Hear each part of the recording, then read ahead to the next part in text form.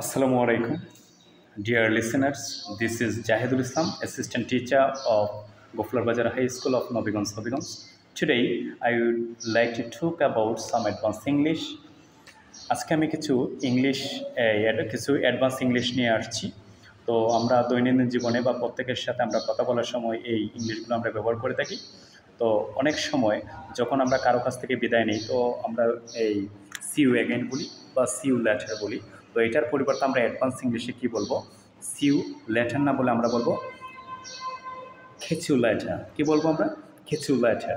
আবার অনেক সময় আমরা যে কাউকে আমরা অভিনন্দন জানাতে আমরা কনগ্রেচুলেশন ব্যবহার করি।